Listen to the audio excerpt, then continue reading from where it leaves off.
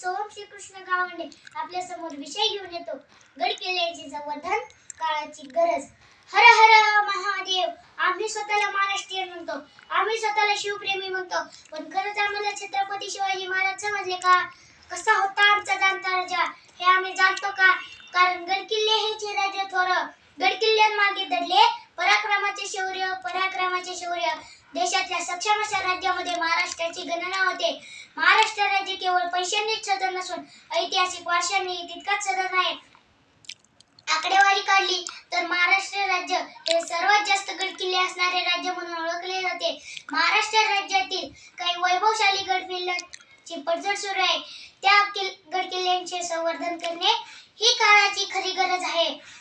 महाराष्ट्रातल्या प्रत्येकाच्या नसानसातून ज्यांचे नाव उच्चारल्यावर वीरश्रींचा संचार होतो, अंगामध्ये रोम रोम शहरून येतो, तेव्हा अभिमानाने शब्द बाहेर पडतात. हा देश नवरत्नांची खान, इथे झटले शिवरायांचे प्राण. सह्याद्रीच्या शिखरावरती फडके भगवे निशाण, फडके भगवे निशाण, फडके भगवे निशाण.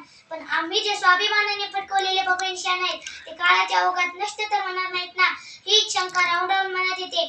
कारण मुस्लिम राजवटींच्या आक्रमणापासून महाराष्ट्र राज्याच्या जनतेचं ज्या गड किल्ल्यांनी संरक्षण केलं, त्याच गड किल्ल्यांनी छत्रपती शिवरायांचे स्वप्न सत्यात उतरवलं. त्याच गड किल्ल्यांचा राज्यकारभारासाठी उपयोग झाला. त्याच गड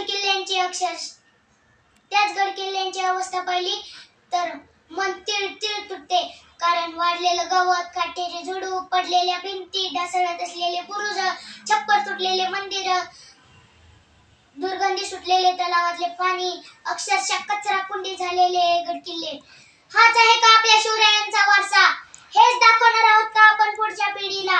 कारण इतर राज्यातील बहुतांश इतिहास हा पुस्तकांमध्ये दिसून येतो, परंतु महाराष्ट्र राज्याचा इतिहास हा आपल्याला गड किल्ल्यांच्या स्वरूपात दिसून येतो. तो इतिहास जपण्यासाठी आज अनेक हात झटत आहेत. फक्त गरज आहे त्या हातांना हात व साथ देण्याची. कारण पुढच्या पिढीने स्वाभिमान व अभिमान केवळ पुस्तकात अभ्यासू नये, तर गड किल्ल्यांना भेट देऊन अभ्यासावे. कारण बांधकामाचे उत्कृष्ट नमुना असणारे गड किल्ले, शत्रूसाठी उभारलेल्या चकव्या वाटा, पाणी व्यवस्था, डोंगर दऱ्यांमध्ये अवघड परिस्थितीतून उभारलेले गड किल्ले, त्यातून दिसणारी शिवरायांची दूरदृष्टी, मावळ्यांची ताकद व परिश्रम, राज्यकारभारासाठी गड किल्ल्यांवर केलेली अचूक व्यवस्था. अनेक कवी व शाहिरांनी आपल्या काव्यात महाराष्ट्राचे वर्णन केले आहे. त्यामागची प्रेरणा म्हणजे सह्याद्री. तोच सह्याद्री ज्याने शत्रूचा वार महाराष्ट्रावर येण्याआधी स्वतःवर घेतला व शिवराय आणि मावळ्यांना मायेची ऊब दिली. त्याच सह्याद्रीवर आज कितीतरी गड किल्ले मोठ्या थाटामाटात उभे आहेत.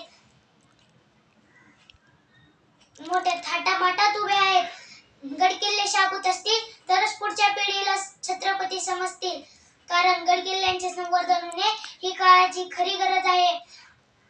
जाता जाता एवढेच म्हणावेसे वाटते, वारसा अभिमानाने मिरवला की तो आपोआपच जतन होतो.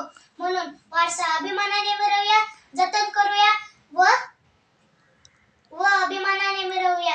लाल महाली इथे नांदली माय जिजाबाई, पहिले वहिले खेळ खेळली येथे शिवशाही.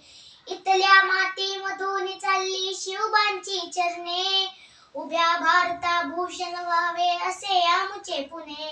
तर बोला छत्रपती शिवाजी महाराज की जय. जय जिजाऊ, जय शिवराय. छत्रपती शिवाजी महाराजांचा विजय असो. जय शिवाजी, जय भवानी. हर हर महादेव. एवढे बोलून मी माझे भाषण संपवतो. जय हिंद, जय महाराष्ट्र. धन्यवाद.